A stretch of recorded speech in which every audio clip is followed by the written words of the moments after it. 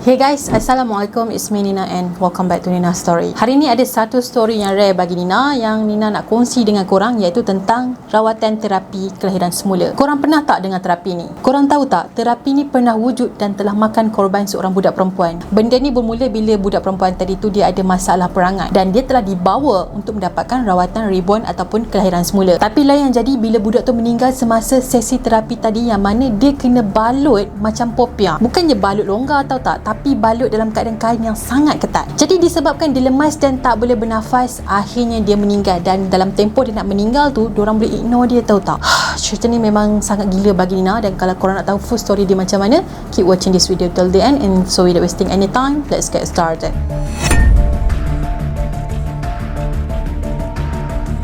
Bayangkan korang dibalut dengan kain yang sangat ketat, lepas tu ada 4 orang dewasa ni yang duduk atas korang. Benda ni sebenarnya dipanggil sebagai terapi kelahiran semula untuk merawat kanak-kanak yang ada masalah perangai. Dan salah seorang mangsa tadi telah pun meninggal dunia sebab sesak nafas walaupun dia dah minta tolong banyak kali. Candace Newmaker, 10 tahun, adalah seorang kanak-kanak yang sangat agresif dan bermasalah. Dia lahir pada 19 November 1989 di Carolina, Amerika. Dulu pada tahun 1996 dia telah diambil sebagai anak angkat oleh Jean Newmaker semasa dia berusia dalam 6 ke 7 tahun. Jadi Jean ni adalah seorang jururawat yang mana kewangan dia sangat stabil dan dia ada sebuah rumah yang sangat besar. Tapi Jean tak sangka langsung nak jaga Candace ni sangatlah susah dan buatkan dia jadi stres. Padahal Jean dah berusaha sebaik yang mungkin untuk menjadi ibu yang terbaik kepada Candace. Dia siap daftarkan anak angkat dia ni kat sebuah sekolah yang terbaik di Amerika, tapi semua tu macam sia-sia je.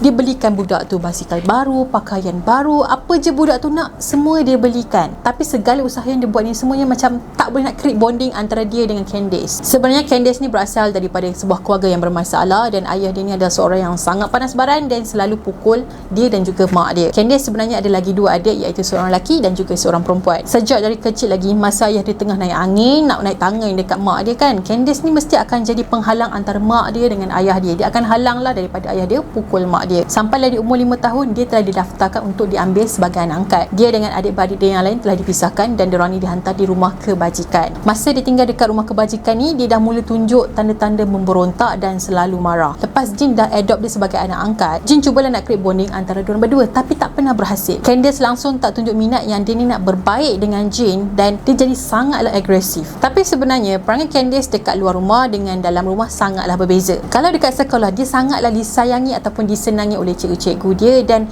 jiran-jiran dia pun suka dengan Candace. Diorang nampak Candace ni adalah seorang budak yang cerdas, kreatif, suka haiwan dan seni craft, dan dia juga boleh berkawan dengan baik dengan budak-budak yang lain. Even dalam kelas pun dia berkelakuan baik macam kanak-kanak normal yang lain, cuma adalah nakal-nakal tu sikit. Tapi kalau dia dekat rumah pula, perangai dia memang berubah 100%. Dia selalu terjerit-jerit dekat rumah, mengamuk, lepas tu dia pecahkan barang. Dia pernah juga bakar rumah diorang ni, tapi dia sempat dihalang. Bayangkan kalau dia tak sempat dihalang masa tu, memang rumah tu memang hangus lah. Lepas tu Jean ni baru sedar yang anak dia ni sebenarnya ada tanda-tanda reactive attachment disorder, yang bermaksud seorang kanak-kanak tidak dapat cipta bonding dengan penjaga. Salah satu faktor kenapa benda ni boleh terjadi adalah disebabkan kesan penderaan atau pengabaian pada peringkat awal perkembangan. So Jean percaya yang anak angkat dia memang ada mengalami penyakit ni, dan dia pun mulalah mencari ahli terapi untuk merawat penyakit anak dia. Selama beberapa tahun, Jean dah bawa Candace ni berjumpa dengan pakar terapi, dah ramai dah. Dah macam-macam ubat si Candace ni makan, tapi tak jadi apa-apa pun. Sampailah pada tahun 2000, Jean telah berjumpa dengan seorang ahli terapi yang tak berlesen di Colorado. Terapi yang nak dibuat oleh doktor tu nampak menarik dan Jean rasa maybe terapi ni boleh selesaikan masalah dia. Rawatan terapi tu dikenali sebagai kelahiran semula dan terapi ni sebenarnya masih lagi baru. Rawatan ni sebenarnya agak mahal, dalam 7,000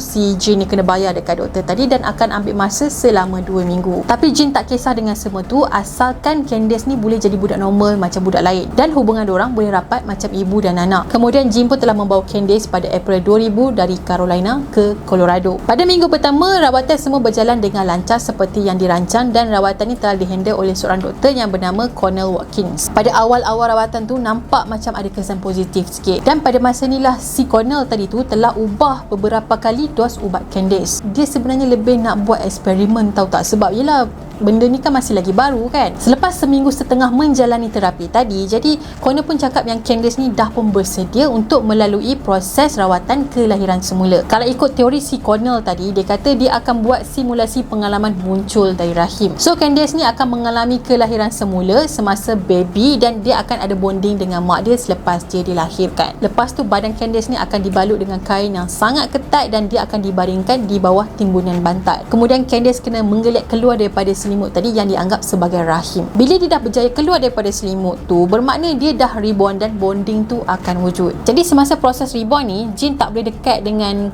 kawasan untuk buat rawatan tu lah. So dia dikendaki duduk dalam sebuah bilik menonton. Pada masa yang sama, si Connell dengan pembantu dia pun rakamlah proses kelahiran semula dan rakaman ni jugalah telah menjadi bukti penting selepas proses ni gagal. Pada awal tu Connor minta Candace ni baring atas kain dan meringkuk macam baby dalam perut. So Connor dengan pembantu dia pun tariklah kain selimut tu dan balut si Candace ni dengan ketat dan dorang ikat. Lepas tu Connor pun explain dekat Candace apa yang dia perlu buat. Connor cakap, bayangkan diri awak sebagai bayi yang masih lagi kecil yang ada dalam rahim ibu awak dan bagaimana rasa dia. Rasa suam dan sesak sebab awak berada dalam perut ibu awak. Jadi dia cakap macam tu sebabnya dia nak si Candace ni imagine yang dia berada dalam perut mak dia. Selepas tu ada seorang lagi ahli terapi yang tak berlesen bernama Julie Ponder dan dua lagi pembantu dia telah meletakkan bantal atas Candace dan diorang tekan badan Candace ni kuat gila. Dan pada masa inilah diorang minta Candace untuk keluar daripada selimut tadi. Korang bayangkan diorang dah ikat ketat kain tu, lepas tu dia minta budak yang badan kecil ni untuk keluar dari selimut tu. Logik ke tak logik?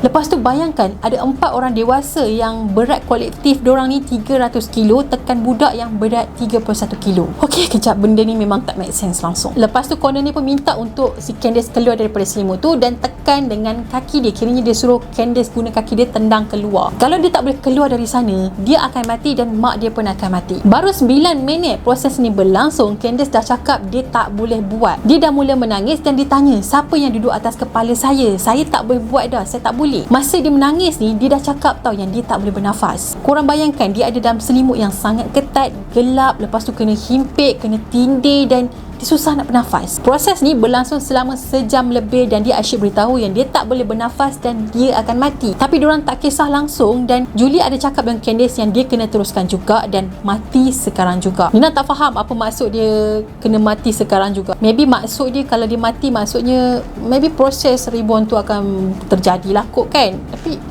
seriously, selama 70 minit Candace bergelut dalam selimut tadi, akhirnya dia telah mati secara perlahan-lahan kerana sesak nafas. Sebelum dia mati tu kan, dia sempat muntah dan terbuang najis dalam selimut tadi. Korang tahu tak apa reaksi Connell dengan Julie tu? Diorang siap ejek dia lagi sebabnya dia gagal dalam proses reborn. Dan masa tu diorang tak tahu yang dia sebenarnya dah pun tak bernyawa, tahu tak? Selepas 30 minit Candace diam senyap tak bergerak langsung, barulah si Colin ni datang dekat dia nak cek keadaan si Candace. Bila diorang buka je selimut yang diorang ikat tu kan, muka Candace ni dah biru guys. Masa ni lah Julie baru kalut nak buat CPR dan Colin tu pula call 911. Mak Candace tak payah cakap lah, dia memang gelabah habis bila dia tengok anak dia dah biru, dah tak bernyawa dekat situ. Selepas Candace dibawa ke hospital, dia telah disahkan meninggal dunia sebabnya sesak nafas. Akhirnya Connor, Julie dengan 2 orang pembantu diorang ni didakwa dengan penderaan kanak-kanak secara melulu hingga menyebabkan kematian. Julie dengan Connor telah dijatuhkan hukuman penjara selama 16 tahun dan si Connor ni dah pun bebas pada tahun 2008 dulu. 2 orang pembantu diorang tu pula dikenakan probation ataupun tempoh percubaan selama 10 tahun atas kesalahan penderaan kanak-kanak dan dijatuhkan hukuman menjalani khidmat masyarakat selama 1000 jam. Manakala Jim pula mengaku bersalah dan dia dikenakan 400 jam menjalani khidmat masyarakat. Selepas daripada kejadian ni, undang-undang Candace telah direkod di Colorado dan juga Carolina. So undang-undang ni berkaitan dengan melarang enakmen kelahiran semula yang berbahaya dan undang-undang ni juga telah digunakan di beberapa negeri di Amerika.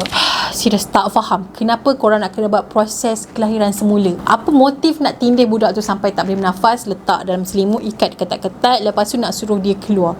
Dia macam tak logik tu. Lepas tu korang tindih dia pula sampai 4 orang dewasa ni, tindih dia nak suruh dia keluar. Nina tak boleh cakap, Nina tak tahu nak cakap apa sebab speechless. Jadi guys, apa pendapat korang tentang terapi ni? Cuba komen dekat bawah. So sebelum Nina tamatkan video, korang ada tak apa-apa cadangan yang nak Nina ceritakan untuk video yang akan datang? Korang boleh komen dekat bawah. Nina rasa itu sajalah untuk hari ni. Kepada korang yang belum lagi subscribe channel Nina, korang boleh subscribe di bawah dan turn on notification juga. Dan jangan lupa untuk follow Nina di TikTok dan juga Instagram. Kita akan jumpa lagi next video. Bye bye. Assalamualaikum.